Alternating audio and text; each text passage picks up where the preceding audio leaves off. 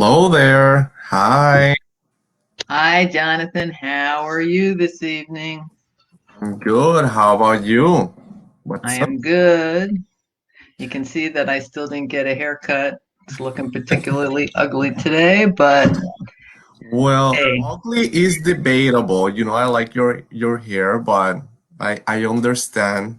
uh, I think I have one more week of showing up like this, and then it's going to be totally different. About that. Just giving you fair warning. Don't get all choked up about it. I don't know. I think I just What's going on, Uh, Jonathan? good question. I don't know what happened. um So, yeah, do you but want me? Do you want I me to introduce the news? For yes. anybody who might be watching us and maybe hasn't been tuned into the news in the last 30 minutes. Yes, please. Be my guest. Okay, we always open our show, folks, with the statement that Black Lives Matter. And we are able to say today that the jury in Minneapolis confirmed that Black Lives Matter, finding Derek Chauvin guilty on all three counts. Mhm. It does not bring back the life of George Floyd, but it does take us forward, hopefully. Hopefully, this is one step forward saying that it is not okay for people, regardless of what their position of power might be, to take the life of other people, and particularly it is not okay for people to take the lives of Black people in this country. Mhm. Black lives matter, murder is murder, Yep. and the jury came down with three counts of guilty. Yes.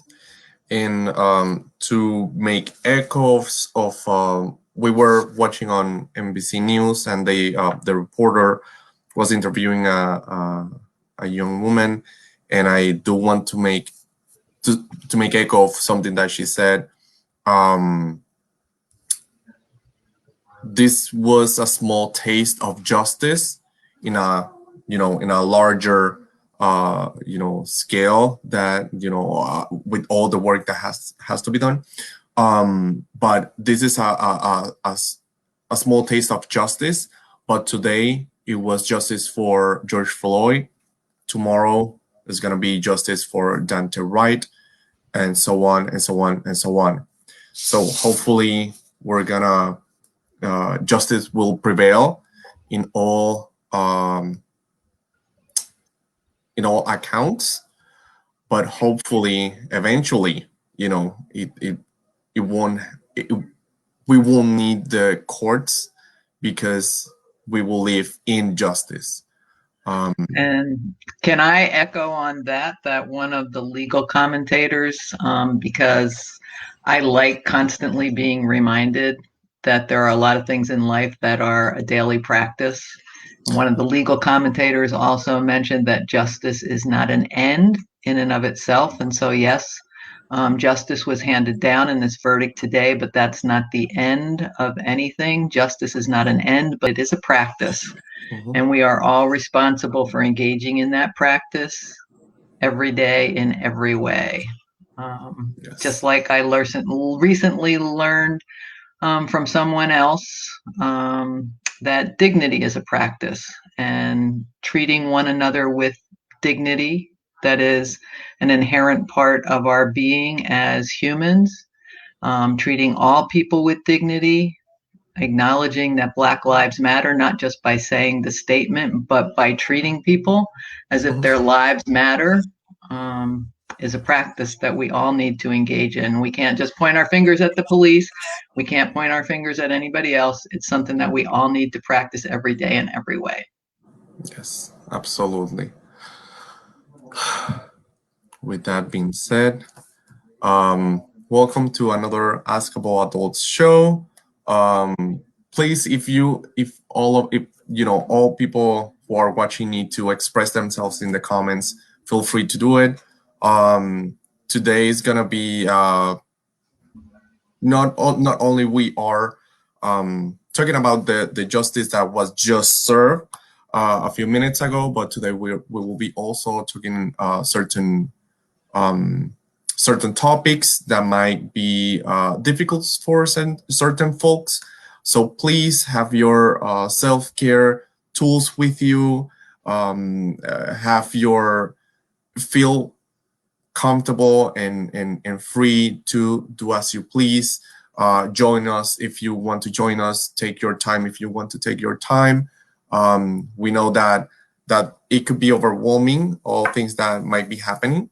And with today's topic too, a lot of emotions can arise. So please, have your self-care and give you self-love during this conversation, that even if it's difficult, is necessary, because we're not gonna change anything if we don't talk about it, and if we don't take action. So with that said, my name is Johnathan Rodriguez. I am the Youth and Health Resource Center Coordinator for Berkshire Matters, and I use he, him, and él pronouns. And with me, my name is Nadine, and I am the community liaison with Berks Teens Matter, and I use they and their pronouns. And today April, we've been talking about get yourself tested, because it's part of one of the campaigns from the Health Resource Center that I coordinate, and the BTM team. We all come together to participate in all their campaigns, but there's also other campaigns happening around the world and nationally, and one of them is also happening through April, and that will be Sexual Awareness Month. Again, remember that because it's Sexual Assault Awareness Month, we will be addressing certain topics, like, for example, sexual assault. Well, we may also mention rape or instances of sexual violence. So please have your self-care tools with you, and let's get right on it. So the Sexual Assault Awareness Month started 20 years ago. Actually, this year, this April, marks the 20th year, as a way to create awareness about this important topic. But we definitely know, right, Nadine, that the work is not over?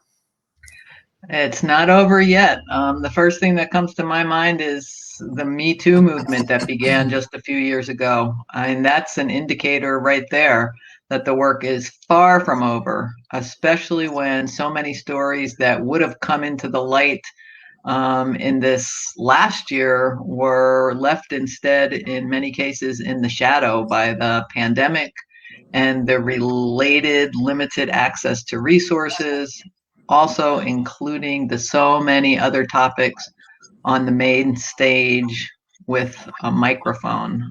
So we haven't heard as much about the Me Too movement in the last year as we were hearing in the few years leading up to the last year. But certainly you need to know that all those issues are still, there's a lot of work to be done. Those issues, unfortunately, are very alive, but it's good that we're at least speaking out and standing up and doing the things we need to do to create change. Yeah. And SAAM, or the Sexual Assault Awareness Month, from the start has been about awareness and prevention of sexual assault, harassment, and abuse.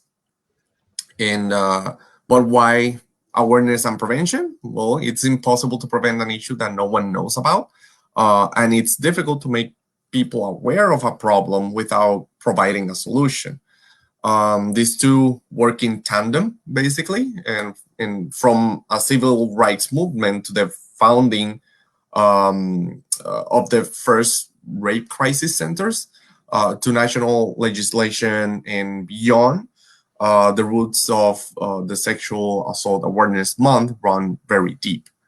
And as long as there has been people who care about making the world a better place, there have been individuals advocating for sexual assault prevention.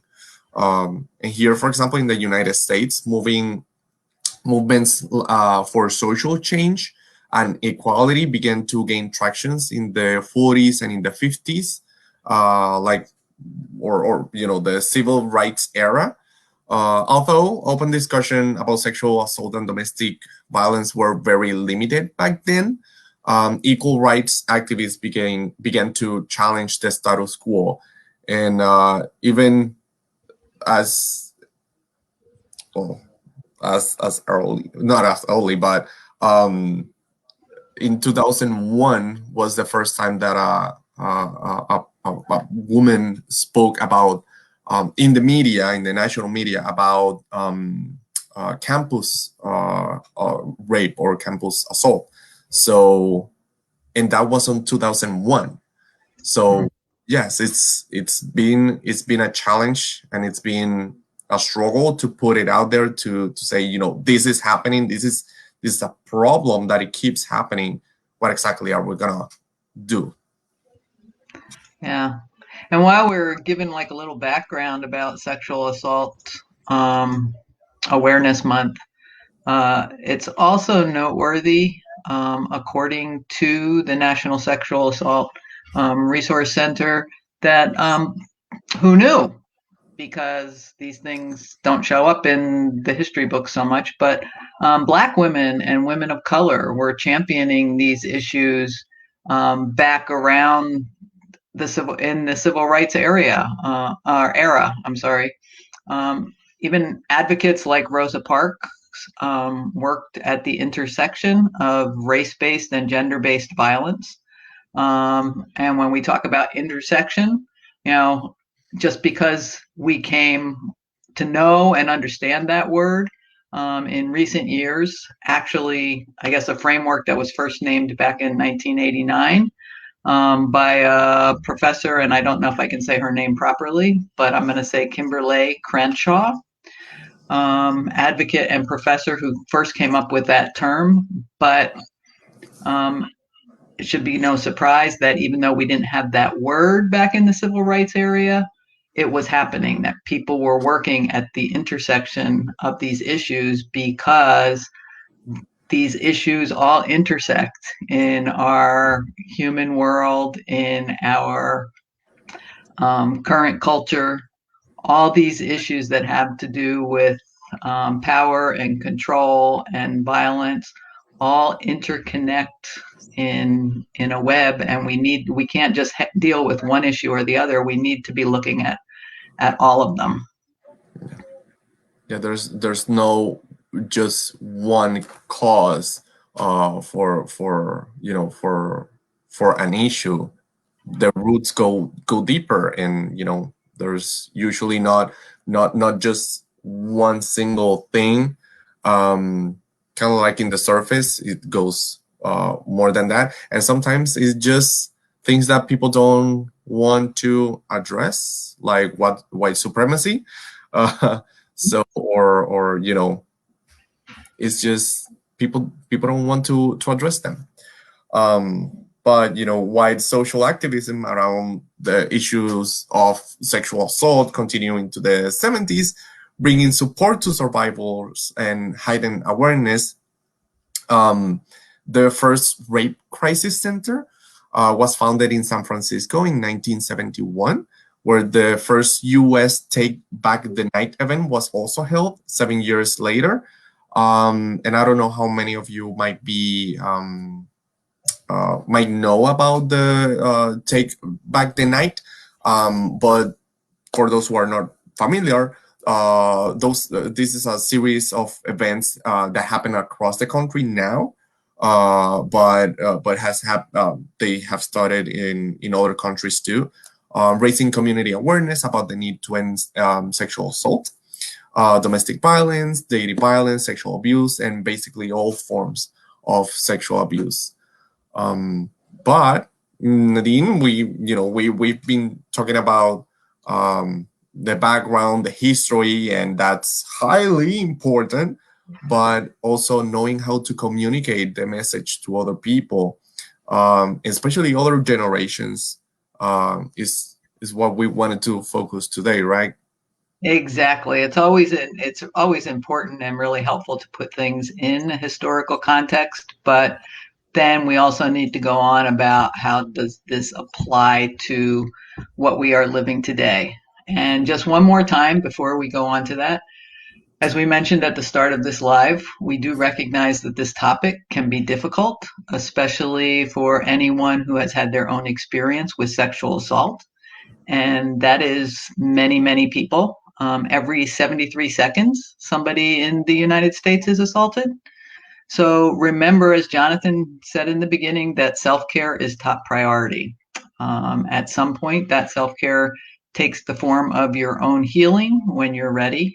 And we always like to remind people that taking those steps, it's never too late to take the first step or to begin anew in your healing process if you have any experience of sexual assault at any level in your background. But whether you have your own healing to do or not, it is also always okay and important to identify not just yourself, but other trusted adults in your life who might be able to help ensure that the young people who are in your life today have the resources they need. As we often say, and I'm sure you've heard it said, we didn't coin the term, it takes a village. So it's really important to take care of yourself and to engage with other people in the lifting up and bringing up, and I've got a little fruit fly here, um, of the younger generations. Yeah. So when an adult feels ready or feels that they can communicate this stuff, or this information, so how, if they're ready, they're ready, they feel confident, they feel safe, they feel brave enough to address these topics, how do we teach them, right? And as we've said many times before, it not only starts with it starts with a conversation, but it also starts, letting go of that fear of naming things by their names.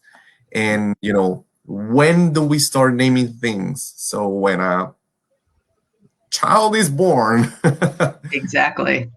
we start having conversations that maybe that child doesn't comprehend, but eventually that child starts naming things by its name, like the hands, the eyes, and of course we should always normalize that, the penis, the vulva, and naming genitals by their name, but also the boundaries around them, and the importance of naming correctly the body parts not only shows that there's no shame in them, but also it tells children that they can communicate anything to you regarding their bodies because it's part of them.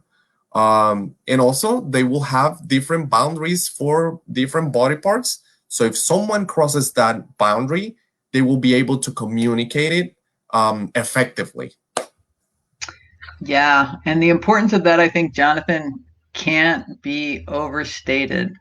Because as I'm listening to you talk and share that perspective and the importance of naming, which is the same thing with Sexual Assault Awareness Month. Naming sexual assault is important. Just like we started the show, naming Black Lives Matter is important.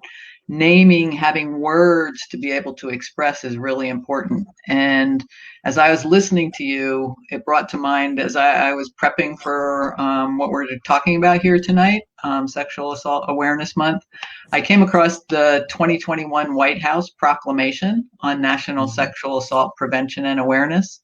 And I feel a need to read just the very beginning of the first paragraph because I think it says so much so well. Sexual assault, at its core, is a devastating abuse of power. It is the responsibility of each of us to stand up and speak out against it, not only to improve the laws and services available to survivors, but also to change the culture and attitudes that allow sexual assault to proliferate. And so here again, you can see just the intersectionality between Black Lives Matter, between Sexual Assault Awareness Month, between what we are promoting in terms of starting the conversations with your children about their bodies and their sexual health. What better way to impact the devastating abuse of power and change the culture and attitudes that allow sexual assault to proliferate than to give children from the very, very beginning of their lives the power to stand up and speak out by arming them with the words to name their body parts and the boundaries around them. And not only that, but it's giving them the power to change the culture. Yeah. One child might not change the world, but many children eventually might be able to do it. So let's start. And it's, of course, it's not saying that naming the body parts will suddenly change the whole. No, but it is a beginning, and having the words and being able to speak and speak up. Exactly. Is whole practice. It's the whole practice of naming things, of daring to have difficult conversations, and to teach them that they have a voice, and no one, not even ourselves, not even the adults in their life, have a right to shut them up. They exactly. But there are all other stuff that we can use to kind of make those conversations happen. And we have the ABC. A is for awareness, B is for boundaries, and C stands for a word that we also have mentioned many times in these lives, which is consent. Just like naming body parts and talking about boundaries about them, it's never too early to start the conversations about consent and give the young people in our lives from the earliest days the power of consent regarding if or when or how other people may touch their body, whether it's about hugs, tickling, or any other type of touching, except in situations that are related to health and safety. And I can even argue that with a conversation that might be able to come into fruition, the power to consent lies within the individual regardless of their age. So in the flip side, this means clearly communicating to the children in our lives that it's okay to say no. And these are things that start in our own homes, respecting each other's boundaries, respecting each other's choices, words, and even actions. And right now I can see and hear and feel some parents of like a 2-year-old or so cringing because everybody knows how much children really enjoy once they learn that no has some like real power and creates reactions. But at the same time, it comes so naturally to children to want to express themselves with no that it is both a challenge, I'll grant you, but also it's an opportunity for the adults in their lives to really embrace that stage when it comes. Work with it. You don't have to push against it so much, but work with it as we teach and model that respect for boundaries, choices, and actions. Mhm. And we get lots of opportunity to practice that when children are saying no. So Exactly. there we go. We have two interesting comments. One, it is refreshing to see that the administration is naming it as an act of power and adding it in an upstander statement, which is huge. I agree with that. Also, we have that another comment that, when children and teenagers, when alcohol is being consumed, sometimes they might be placing themselves in situations, in potentially uh, uh, sexually dangerous situations. But that's why it's so important. And I will echo Nadine's phrase of "it takes a village," because even if a person is under the influence of alcohol or drugs, that shouldn't be taken as consenting to participate in anything that regards their bodies or their safety. So people in general should we should strive to create a culture where even if a person is intoxicated, then other people will take care of them, will put their well-being um, on top of it instead of their own desires. So yeah, alcohol and drugs could potentially increase the dangerous situations. But if we create a culture that will promote taking care of each other, Mm-hmm. taking out, Looking out for each other. exactly, looking out for each other, then we wouldn't need a body system, because we are all part of the same community. We take care of each other. Yes. But yeah, keep those comments coming. Keep those comments coming, and we're I think we're going to circle back to that issue. Not, Mhm. I don't think we specifically were talking about drugs and alcohol, but it fits in very nicely with something that we'll come back to in very shortly, I think. Yeah, absolutely. And I think there's, well, I will bring it back when we go there, but there is a conversation to have about alcohol and drugs, and absolutely, uh, Definitely. yeah, circle back to that. Something else to talk about with young children is about the secrets. Especially in our households, we should try to create a culture where there are no secrets between family, because there is no need. There's effective communication. There's not um, there's not a fear or a concern from the kid that my parents will get mad at me if I tell them this, because parents value honesty. They want to have these conversations with their kids. So not feeling that they are safe, that they won't get into trouble by telling the adults in their life important things or anything really. It's very important. um, but these are things that can happen with children, with small kids. But there's also, those kids will grow up, and a lot of us have teens in our lives. So Nadine, what things can we do to Well, keep the conversation going?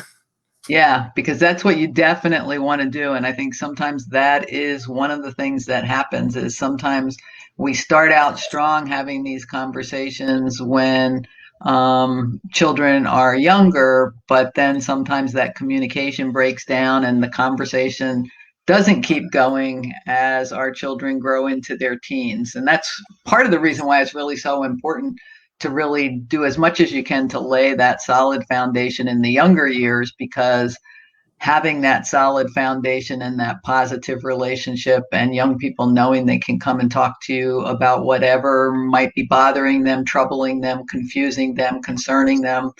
Um, Laying that solid foundation is going to increase the probability that you will be able to keep the conversations going. And one of the things you can do, whether it's about sexuality, sexual health, or whether it's, as Johnathan mentioned, drugs and alcohol is also very important. Use the media to make the conversation relevant to whatever we are living in the moment, and especially whatever the young people in your life might be living.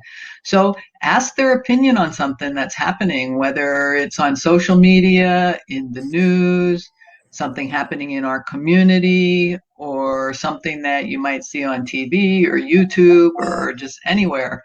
There's so many shows on right now. Johnathan tells me that. I don't really watch a lot of shows, but there's so many shows that are addressing so many topics, and I know through all the various types of media that are available, there we have a richness of really important and necessary topics.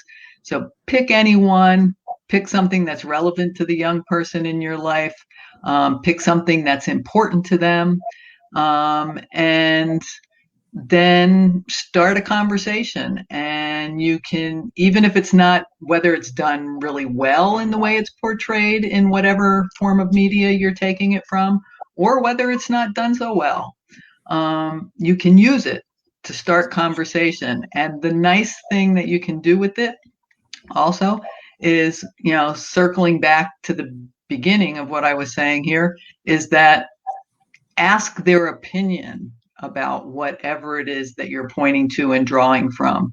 So start the conversation with a question by asking their opinion about what they think about this, what you saw or heard, or what you're watching together, or what they witnessed, what you witnessed, or whatever the case may be. Ask their opinion and go from there, rather than, you want to be careful about not telling them necessarily what to think, or not starting by shutting down the conversation, telling them what you think, but first listen to what it is they have to say and work with that information. Yeah.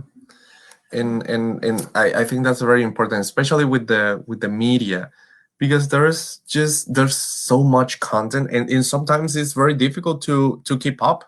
But that young person might be living under your roof, might be a sibling, might be a nephew, or a cousin. So you probably will have a type if even a student and a teacher. We kind of know, we kind of hear what they are into, what they are consuming. So doing a little bit of research, how can I use this for my advantage, for the conversation that I want to have, or that we are having. Yeah. Using it to our advantage. Yeah. And I'll take that back too, because I think we may have talked about this here. I've talked about this a lot of places. I think we may have talked about it here last week. But starting the conversations that way, and listening to what it is that they have to say. The important thing is to talk about it, because in talking about it, and in young people talking about it as they're forming their values and such in their life, talking about it gives them the opportunity to think about it. Because when we're having those conversations, it's not just idle conversations, but it's stirring up our thought process. And then that influences the choices, the actions that we take. Really important. Yeah, absolutely. And hopefully they won't only have those conversations with you, they will have them with their friends. So talking about caring for their friends, not just their own behavior, because it's very important. And this is something that actually I saw in the comments.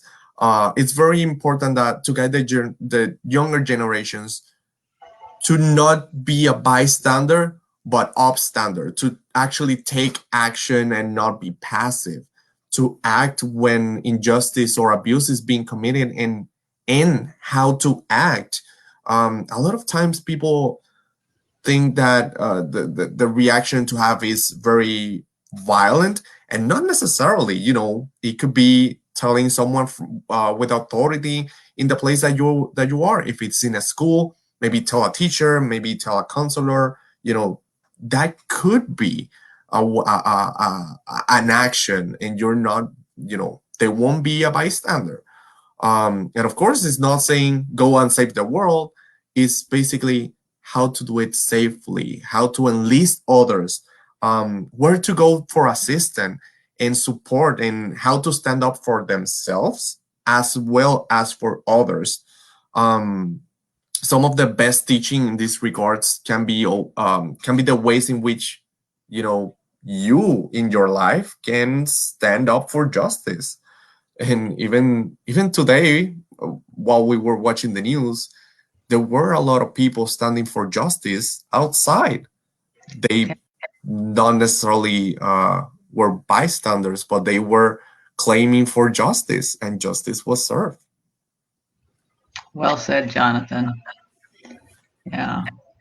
And I think the almost final tip that we have, it's not quite the final word on this, but for tonight, the almost final word that we have is also just talk about sexual assault directly.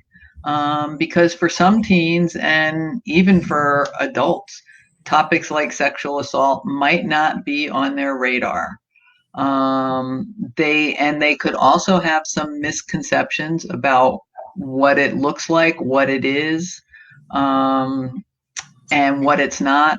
They may have picked up misconceptions, just like with so many other things, sometimes from their peers or from the media, or not so trustworthy adults. I mean, one of the things that allows sexual assault to persist is people minimizing things that happen and making it seem as if they are not actually genuinely sexual assault. You've heard many of those kinds of comments when people question, why somebody was where they were, or what they were wearing, or what they were doing. Assault is assault. But there is a lot of misconception out there, and sometimes people see that the lines are not very clear. And so having direct conversations about sexual assault helps to clarify those boundaries and those lines around what is and is not sexual assault, and that only yes means yes, and anything that's not a yes means no. And so having those conversations, explaining the topic also with facts and statistics, can help inform their knowledge base and empower them to be an advocate, and empower ourselves as well, because the more that we talk about it, the more it's on our radar, the more empowered we are to also be one of those upstanders. Just so everyone knows, this is not gonna be the last time that we are gonna be talking about this. This conversation will continue to next week, when we hopefully will have a guest talking about it, and talking a little bit possibly about how men can be a fighting force to end sexual violence. So please check it out. And also, if you want to know more, if you want to start looking for more information, or just have resources in your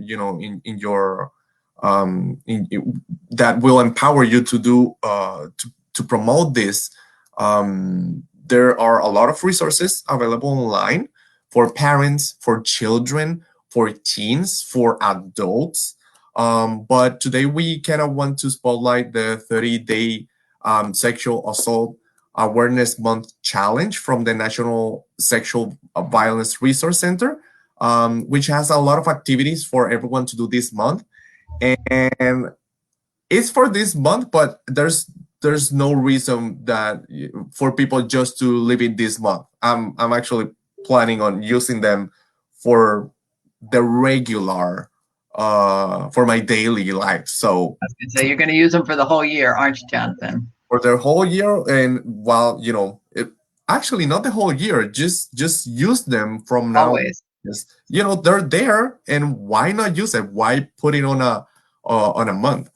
The link is on this post, so you can check it out, and keep on learning, keep on having these conversations, keep asking for accountability and justice for everyone.